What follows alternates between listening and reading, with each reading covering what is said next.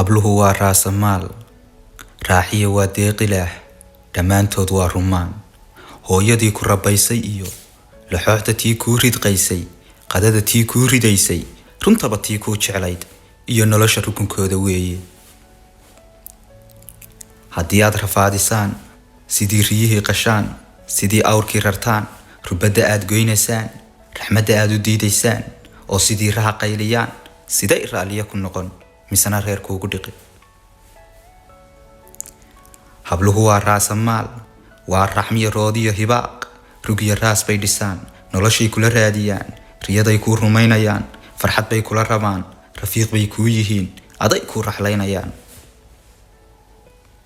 adoo ku rusheeyey been, adoo qalbigeeda rogay, kolkay kuu raacdo guri intaad ku rugsiiso feedh, haddaad kufsataan ragow haddana ku ridaan god dheer, siday raaliya ku noqon misana reer kuugu dhiqi.